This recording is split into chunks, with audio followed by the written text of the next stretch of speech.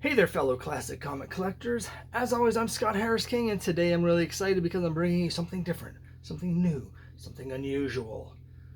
That's not that unusual because I do a lot of complete run videos here, my Complete Run Madness series, but today we're starting a new series, and it's going to be Jughead Volume 2. Now, I have a lot of issues of Jughead. In fact, I have every issue of Jughead starting around 1961. So I've got about, I think, 490 issues in a row of Jughead. But we're going to start with Volume 2 rather than Volume 1. Volume 2 ran for 214 issues, and it's actually really interesting. More interesting, I think, than the original series in some ways. For those of you who aren't really into Archie, one thing you may not be aware of is in 1987, they had a big shakeup. The company was hugely popular starting in the late 60s because of the TV series, and so it kind of coasted on that through the 70s, but sales were diminishing, and by the early 80s, not selling well. And so in 1987, they did something actually very modern. They canceled almost the entire line of Archie comics and then rebooted all of them with new issue number ones. So Betty and Me canceled, Betty and Veronica canceled, Jughead canceled, Laugh Comics canceled, Pep Comics, their flagship series, canceled. Across the board, Riverdale High canceled. And they rebooted almost all of them with new number ones, and then they launched a bunch of other new series as well. So this is where we get all of these sort of more experimental Archie books from like 87 and 91. They're putting out books like Jughead's Diner, Jughead's Time Police, Archie 3000, Archie's RC Racers, and like Dilton's Weird Science, Hot Dog, like all of these titles. Most of them only lasted a few issues. But when they relaunched these books, so there was a new Betty, there was a new Veronica, getting her own series finally, Veronica, a new Betty and Veronica, new Laugh, new Riverdale High, but there was also a new Jughead series, and they didn't just relaunch. They had like new concepts for what these series are going to be. So for instance, the new Veronica series originally was her traveling. So every issue was like Veronica in Paris, Veronica in London, Veronica in, I don't know, Ohio, whatever. Jughead, as I'm about to show you, they started off with a new idea for the character, and it did not work.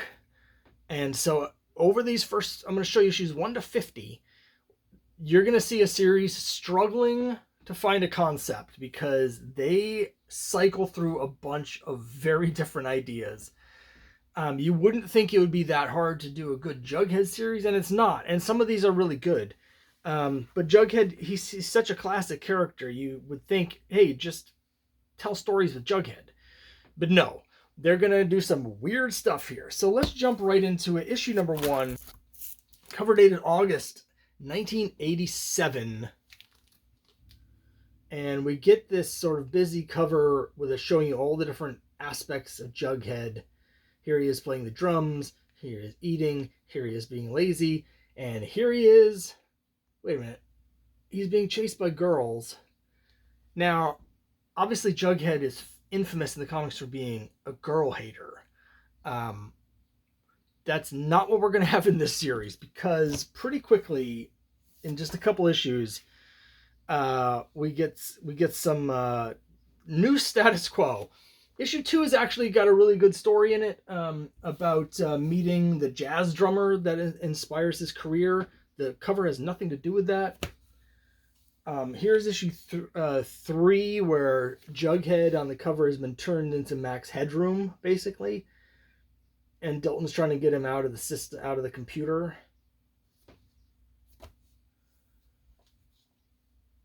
Here's issue 4, nice Christmas themed. Archie loves their seasonal covers. If you go through a year of Archie comics, a lot of times the content is timed to take place during the seasons. So here's a Christmas cover.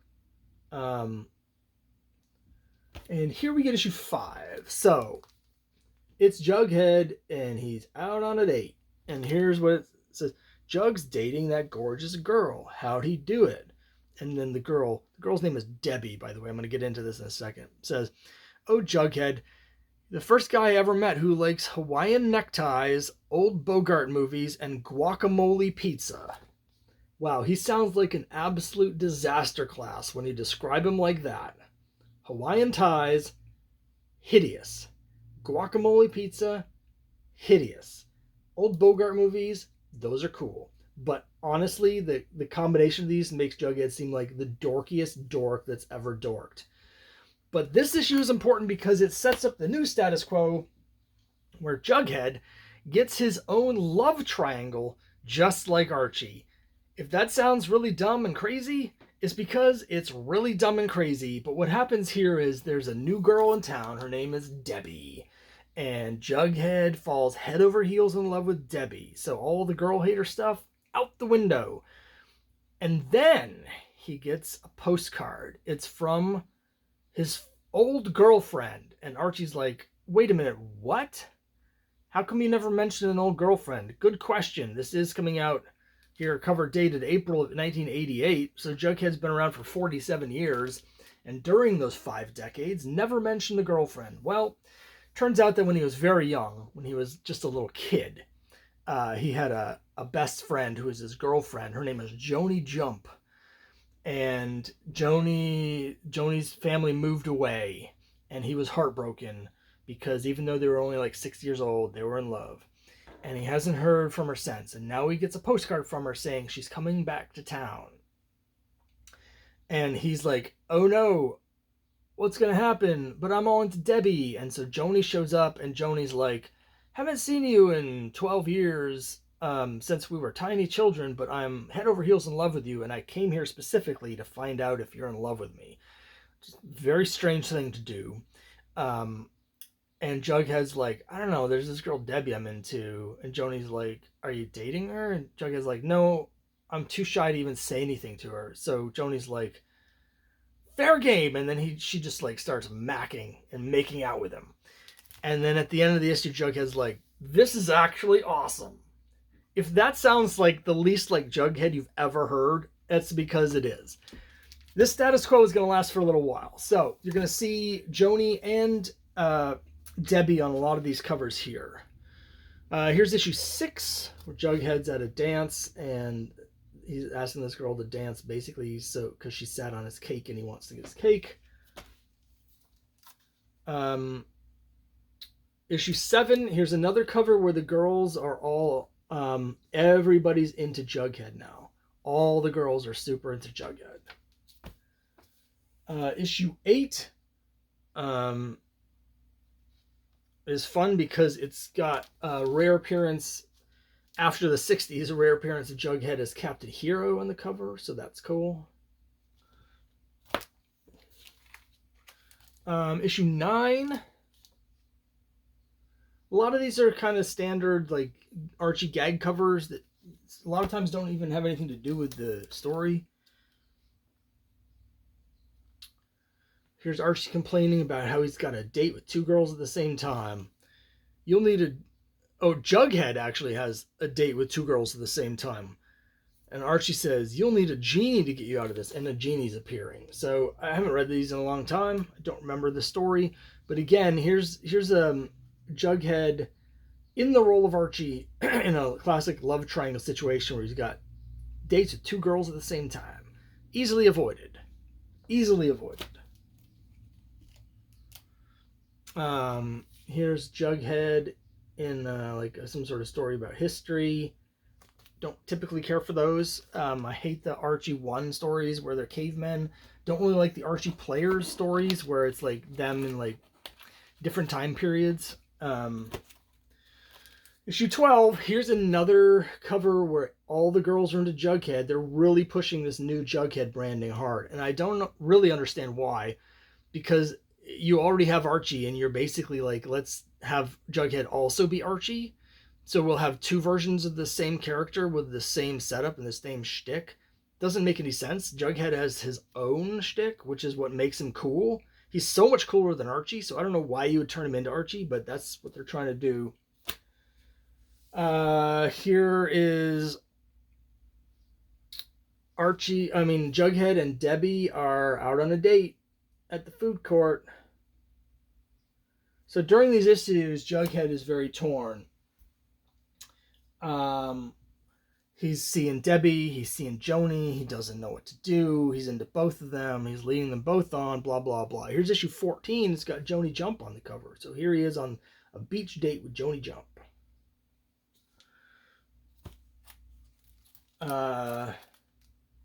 15. Now, some of these early covers I want to mention, he's not the regular artist yet, but some of these early issues do have covers and some interior stories by Rex W. Lindsay. In fact, he did the cover of issue 1, so I could have mentioned this earlier. This is important because Rex W. Lindsay is going to eventually become the regular artist on Jughead, and he's going to be the regular artist on Jughead for like 15 years. And he's my favorite Archie artist. He's not, well, Harry Lucy is my favorite Archie artist. So let me say that, because Harry Lucy is an absolute genius. But in terms of sort of more modern Archie artists, I love the art of Rex W. Lindsay, mainly because I love the series Jughead. We're not going to see this today, but eventually they're going to hit on a formula that actually works for the series. It's just going to take them 90 issues to get there. And when Rex W. Lindsay comes in, is basically the regular artist at that point, and Craig Boldman becomes the semi-regular writer, because they have these like anthologies. They always have multiple writers, but he's sort of the main writer for most of the run, and the team of those two is absolutely great. So I just wanted to mention some of these. They're all over the place with the artists. For instance, issue 16 has a sledding cover with Hot Dog. It's by Dan DiCarlo. But this is very late DiCarlo. So, I mean, this is cover dated February 89, and it's not like the Dan DiCarlo of the like 60s, right? It's kind of a shorthand DiCarlo. Speaking of famous comic artists, here is a cover by Gene Colan, where, now again, this is cover dated April. This is actually covered, sorry. The previous one has a copyright of 89 on it, but it's actually dated February 1990. This is April 1990, meaning it's coming out at the end of 89, which is when Tim Burton's Batman was the biggest thing going. And you can see that this is basically a Batman fantasy cover where Jughead's imagining himself as Batman. So that's kind of cool, and it's by Gene Colan. So it's sort of a weird mishmash, right? Okay, issue 18, big important issue. This is the issue where they finally realize that this whole idea for this series is stupid. This is called a soap opera, and it's Jughead surrounded by 4 different women that are interested in him. We've got here Debbie, his new love interest, which is a female version of Archie. It's actually Archie's descendant from the 30th century, sort of like Legion of Superheroes, who comes back in time because she's into Jughead. That's January McAndrews. We've got Ethel, the classic, and then over here is Joni Jump. And so what happens in this issue is Debbie is like, you know what? I don't want to be in this love triangle anymore. If you were interested in me, we could have been exclusive, but you're just dating around, so get bent. And so she dumps him and just starts dating other people. And he's like, okay, well now clarity, I can focus on Joni Jump. And then right then Joni Jump's parents are like, actually we're moving. And so they move out of town again. And so now he's got no girlfriend. But then January McAndrews shows up from the future and is like, join the time police. And this is where Jughead's time police sort of takes off. And so it's a whole issue about how all the girls are all into Jughead, and he's messed everything up. And so basically they get rid of the whole love triangle in this issue. And wow, is bizarre. So that whole era was bizarre, but now we're left with a series that doesn't have any kind of concept other than Jughead, but we're gonna get a new concept shortly, which is equally strange in a very different way. Here we are, Jughead number 19. Jughead number 20. Just some classic Archie covers. Jughead number 21. We have number 22. Again, we get just kind of classic gag covers, nothing particularly interesting to talk about. 23.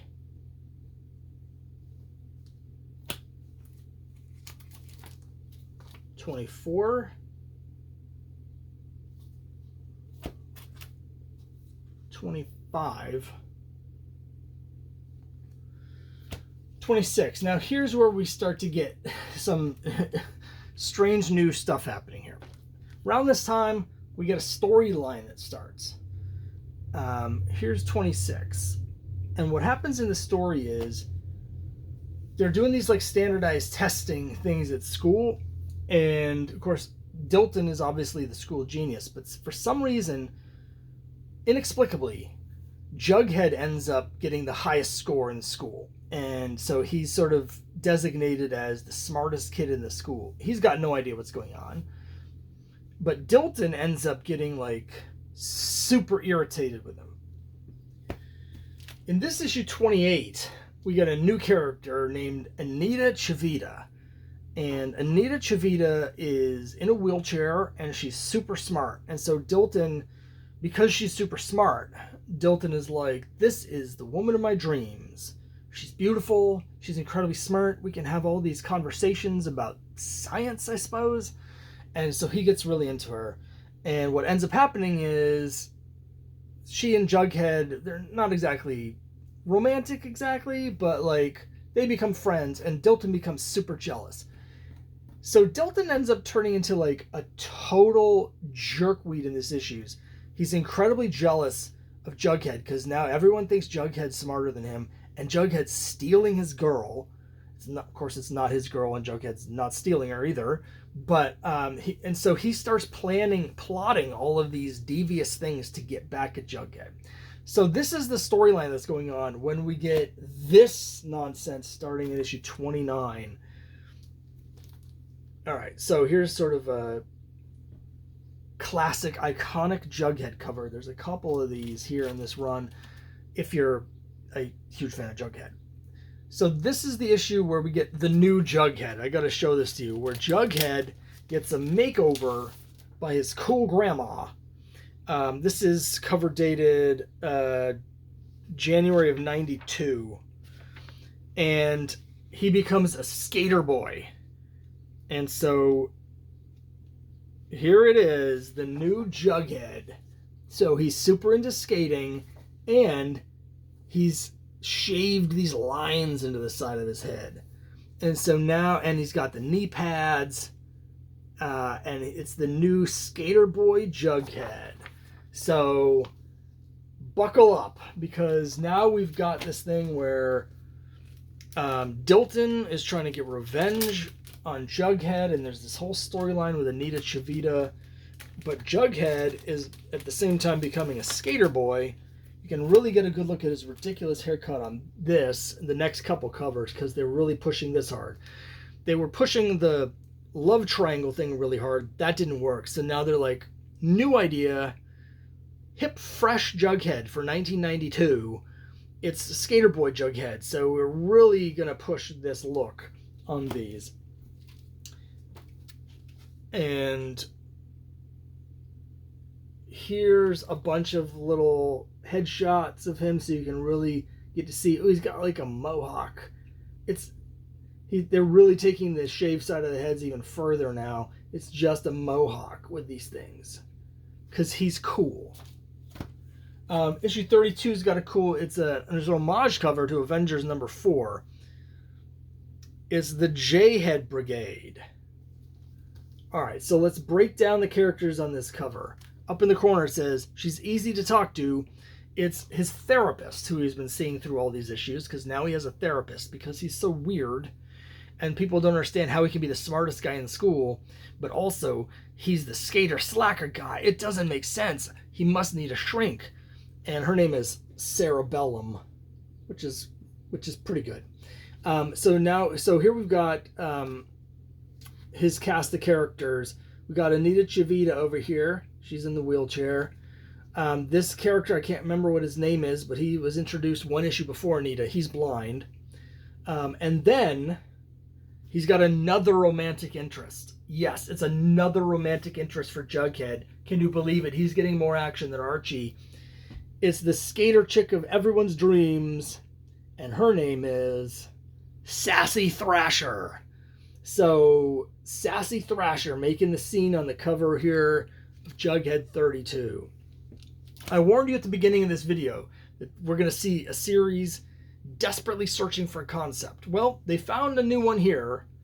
And these issues are very interesting because they're so different. There's an ongoing storyline, which is very unusual for Jughead. Even earlier, we were having the romance triangle. There wasn't really a storyline per se. It was just that was the new status quo. This isn't actually a storyline that progresses from issue to issue.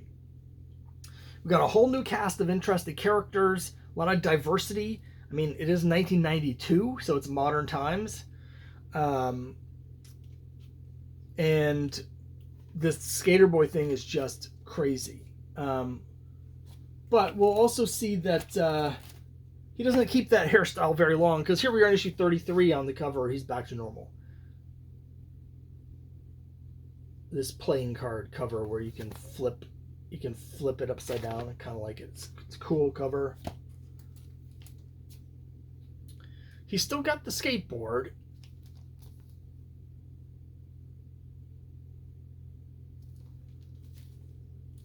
And he's still doing the skater pose up in the corner.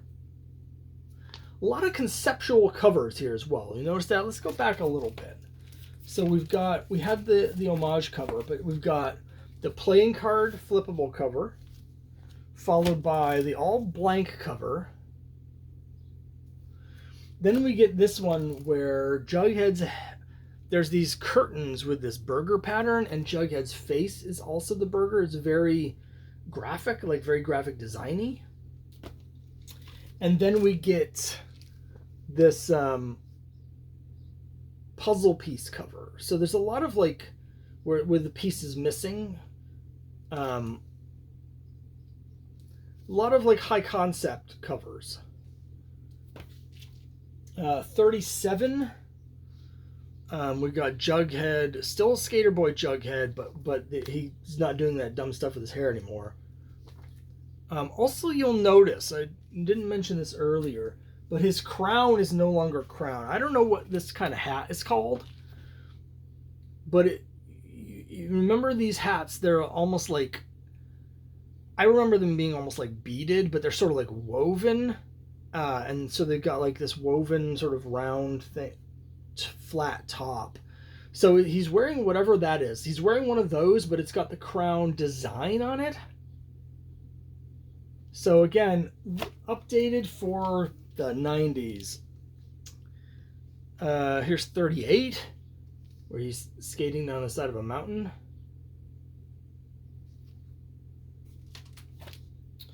And that is the last of the skating covers. Around this time, they kind of wrap up this stuff. The storyline with Dilton ends. Dilton's a total jerk, like a massive like incel in these issues, but he eventually comes around and apologizes to everybody and makes friends with Jughead again. And we kind of then don't really see any of those characters again. Once they end that storyline and they end the skater era, Anita Chavita disappears. Sassy Thrasher disappears. The blind guy whose name I don't remember, he's gone as well. So the whole cast disappears. Jughead's cool grandma disappears. Like, they're all gone. And so we're back to the normal status quo. But in this case, it means the comic doesn't have a concept again.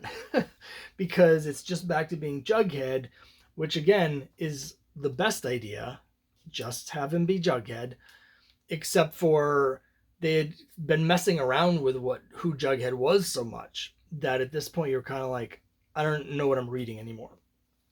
But we're going to get another new concept in a minute because they're really desperate. 39, 40. Here's Jughead cutting a rug with Betty in front of shocked onlookers. Stan Goldberg starts doing the book around this time. He does a lot of the covers. He does a lot of the interiors. He was the main artist on Archie for like 20 some years. Obviously, Stan Goldberg was well known for Marvel fans for being their color guy, but he also did some of their teen books. He was one of the driving forces with Patsy Walker in those books back in the 60s before they ended. Then he went to Archie, and so I'm not a huge fan of Stan Goldberg's Archie work. The later he gets, the looser and looser it gets. So by this point, we're starting to get what I call Fat Archie. All the characters have, like, because he started as a DiCarlo clone using that, and he still has that sort of base style, but everyone starts, their faces get bigger and rounder. There's 42. Again, we get some seasonal covers here. They are on a hayride. 43. School hijinks. 44. Classic gag covers. 45. Dilton's version of the Reebok pumps. This is cover dated May of 93, so it'll be just perfect timing for the Reebok pumps, I think. And here with issue 46, we got our new concept and our new ongoing storyline, and this is going to be one of the central things in the book for the next several years. Jughead, I'm going to be a what? Don't worry, he's not going to be a father. He's not a baby daddy with one of those many love interests over the first 45 issues. He's actually going to be a brother, because in this issue, his parents reveal that his mother's pregnant, and so obviously there's a huge age difference because he's in high school. He's like 17, but he's about to have a new sibling. So here he is, 47. He's trying to get his friends to help him. They're decorating the new bedroom for the new child. 48. They're having like a baby shower. He's dumbfuddled. 49. This is before they had like gender reveal parties or whatever. So like he doesn't know whether it's gonna be a boy or a girl. They don't know. So that's what this cover is. What is it? Is it going to be a boy or a girl? And that's also the tease on issue 50, big anniversary issue, the issue where Jughead's sibling is born, issue 50. It's and then he faints. And there's a little baby. It's a baby. It's a girl. And so this is the first appearance of his sister, Jellybean Jones. And so the next time I show issues of Jughead, you'll see this. But for the next like 3 years of the series, a lot of it revolves around Jughead, the hijinks of Jughead trying to take care of an infant. Because like, I don't know, his mother's a working mom. So Jughead takes care of Jellybean after school, I guess, or whatever. And so a lot of the series now revolves around Jughead's interactions with a baby. Again, a strange concept. So over the course of the series, we get basically 3 different concepts, 4 depending on how you parse it. We get Jughead's in a love triangle, and now instead of being a girl hater, he's really into girls, and they all love him. Ditch that. We get this period where Jughead is... Everyone thinks he's a super genius for a while, and he has all these conflicts with other people, and then he becomes a skater boy. We got the skater boy era with a whole new cast of characters that all vanish as soon as that storyline ends. And now we have the baby drama and his new sibling Jellybean, starting with issue 46, being the new concept for the series. That's going to last as the main concept of the series until we get the next new concept, which is when the series I think gets really good for me. These are all good. I mean, if you're an Archie fan, they're all good, right? But they're also very strange and weird, and some are less good than others, right? For me, the series starts getting really good with issue 89. So we'll show that next time, because then I've got some cool stuff to show you that I've showed before, some original art for that run. But for now, there it is, the weird attempts to keep Jughead relevant in the late 80s and early 90s, all of which could have been avoided if they had just left him the way he was. But I'm a huge Jughead fan. I don't know if anyone else is, so I love this series, and I love talking about Jughead. So let me know what you think in the comments down below, and I'll see you next time.